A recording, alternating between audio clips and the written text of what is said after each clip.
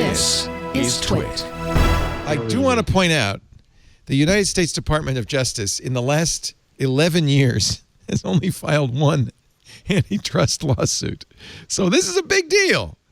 They're not known for their aggressive... Justice Department is not known for justice either. So it's a political act that's going to go away and then get redone. So and I should point out, nor was Obama's, nor was George W. Bush's. There was in the last 10 years, there's only been one. It's just not. I don't know. We don't care about. Oh, it was a politically motivated one as well. Oh, what was it? I can't remember.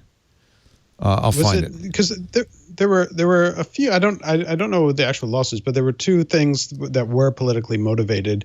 One being trying to block the AT&T Time Warner. That was deal. it, right? Because because Donnie didn't like CNN, which is exactly that was the one. But there was also I don't know if it was a lawsuit, but there was action about the car companies agreeing to emissions guidelines with California. They said that was collusion. That's a little political as well, right? Also a politically motivated one. But when it comes to mergers between, I don't know, T-Mobile and Sprint, right? Or I mean, we can go on and on and on. And this one was joined by 11 states, all of them Republican AGs. This is clearly political. Arkansas is in on this. Which is not to say that there isn't some merit in the notion that Google is perhaps acting anti-competitively based on its size and dominance. But this lawsuit is not it. This is not it. Yeah. I wrote something where I was just like, if you really support antitrust against Google and you really think that they need to be broken up or there needs to be some sort of punishment for them, this is not the vehicle. It is so poorly done. It is clearly rushed, and it doesn't hit on any of the points that most people think about or most people talk about when they're talking about antitrust and Google. You say their case is weak. Yes. You also point out, or maybe it was Carl, one of you pointed out that they, in their actual brief, they published things that one might say were a good, as proof that they were dirty monopolists, were actually, maybe not so bad. I'm trying to find it's a weaponized farce, Carl Bodie wrote yesterday. Yeah. Among other things, well, Nilay actually said this. This is Nilay Patel tweeting of The Verge. In Section 143, the DOJ writes, Google was concerned that a major United States carrier would ask manufacturers to install a search widget powered by the carrier's in-house search engine. You all love Verizon Search, right? Google's VP of Partnerships wrote to a colleague, Google needed to make clear to manufacturers that these customization requests will not go far. Replacing the Google search widget with a different search box would violate the pre-installation agreement. So Nilay Patel says, Google harshly stopping carrier bloatware is, again, not the best argument for the DOJ. Yes, they did. They prevented. Do you know who the carrier was off the top of your head, Mike? I don't actually in that one. I don't remember. Yeah. It's pretty funny. But almost every argument in the filing reads like that. There are all these things where they're perfectly reasonable, consumer protective or consumer friendly explanations for each of these decisions, and the DOJ presents it in the most nefarious fashion that anyone with any sense of how these things work should say no. If they had gone the other way, there would have been all these crazy accusations about Google, enabling bloatware, for example, or, creating security problems, or, each one of these decisions was reasonable. And there was another one that I wrote about earlier today where they talk about the fact that, Google is paying 15 to 20% of Apple's revenue to get, to be the preferred search engine on iOS. And you're like, they're paying billions of dollars. That's not the action of a monopolist. That seems like it's right. Monopolists would want to pay I've got you less. by the gonads, and here's $15 million. Yeah. Yeah, you want to see monopolists? Look at your ever-escalating Comcast bill, and then you will see a monopoly. Well, that's a really good point, because Department of Justice has done nothing to slow down the aggregation of telecommunications companies, and they are more and more. They've actually declined to do anything in supporting it. Yeah. I would say, I wanted to tell you, though, the Department of Justice in the last few years has been very active in the food industry. Because when you were talking about them not doing cases, I was like, no, that's not true, because I've been reading about some crazy ones on my podcasts. But they went after big chicken, big tuna, and big meat packing. I'm just telling you. So different industries. What I'm quoting is the fact that is an actual lawsuit. So there have been investigations. There have been, they've been indicting people and putting them in jail. Well, and for criminal behavior, sure. But not for antitrust. Yeah. Well, it's for collusion. It's the antitrust division. Right. So it's collusion. And it's easier to prove things like, well, it's not easy to prove collusion, but that's also, I mean, in the U.S., our antitrust actions you need to prove consumer harm. Right. Which, and it's important, like it's easy to say, oh, chickens cost more or tuna's price fixing.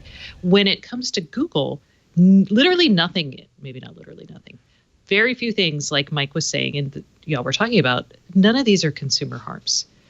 And I would argue, and I'm just going to throw this out here just to make our argument a little bit more fun, that maybe when it comes to tech monopolies, if we're going to look at this seriously, we should look beyond just consumer harms, because it can be hard to show that.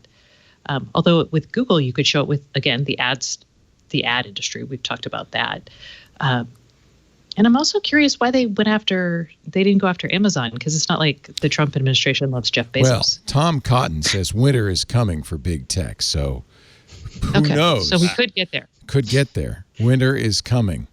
Wasn't that part of the House Democrats report there, that 450-page report, was a suggestion that antitrust laws should be probably amended to show more than just consumer harm, to show anti-competitive harm and stuff like that? There's been a big push for that, generally more from the Democratic side, that the consumer harm standard, which was that was kind of a mainstay of the Republican viewpoint of antitrust, that it was like Robert Bork's big deal. Right. And so they've been arguing for what is sometimes referred to as hipster antitrust, which is to get past this idea of consumer harm being the issue. And there are some interesting arguments there. But this filing law is not there yet. Why do they call it hipster antitrust? Out of curiosity, what's hipster about it? I don't understand. Because it's changing. We have this accepted way of doing things, and this is the new hip way of looking at antitrust. So Google's response, which I guess I should mention. I mean, not. Yes, you should. Yeah, I mean, give them. Yes, you should, because it's actually a good response. Yeah, this is from Kent Walker, who's Senior Vice President of Global Affairs in the Keyword blog. Today's lawsuit is deeply flawed. People use Google because they choose to, not because they're forced to, or because they can't find alternatives. But it is true. One of the accusations is the deals that Google makes with carriers to make sure that the other search engines aren't on those phones. Where you can change it in 14 seconds. But you can change it. Twitter. Yeah. So I guess that's not forced to. And it's just like, the funny thing is they're going after their browser, which is like going back 20 years. But and I'll let you get back to his answer in a second. But the problem is, I think that it's always yesterday's war when it comes to antitrust. And to go after search, I think search is outmoded. I think it's got cobwebs on it. I think that we need far better services and systems to get us to expertise and authority and relevance. And Google's behind. Somebody's going to come along and beat it. And I think that this idea that it owns search is the least of the problems. Well, actually, advertising, that's where the issues are. Let me finish the statement, but I do have a question along those lines. I would like to.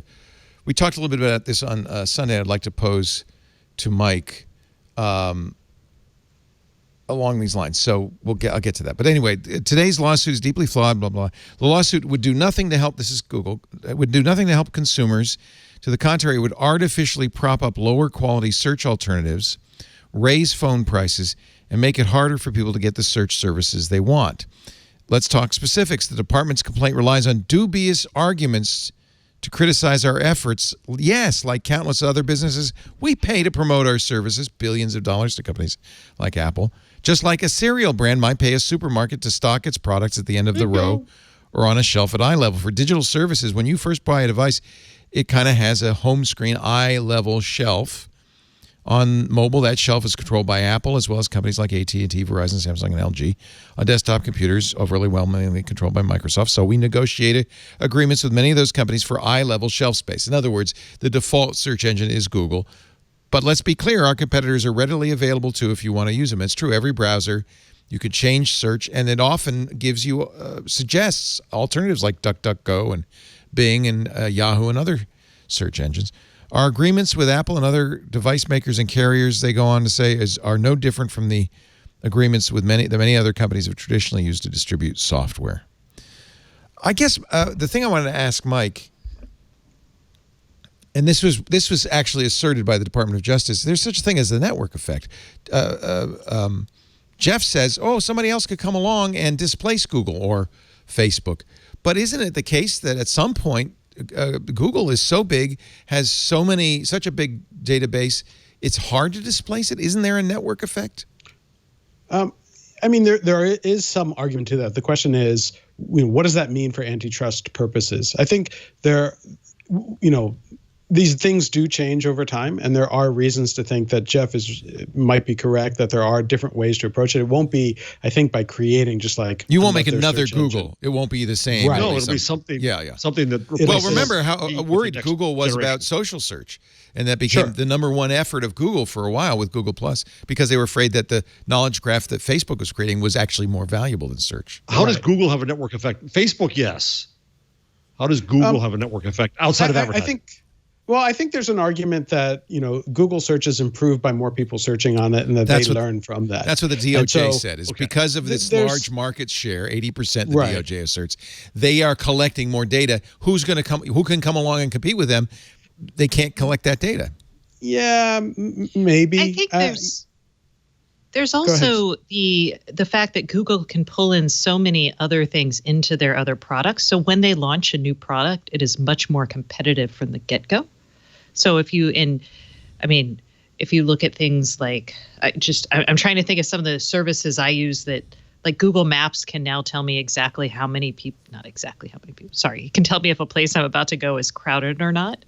Those are things it can only do because it has, Android phones and is pulling. That's not exactly antitrust, but it is a network effect brought about by the fact that the more people use their stuff. Sorry. It's okay.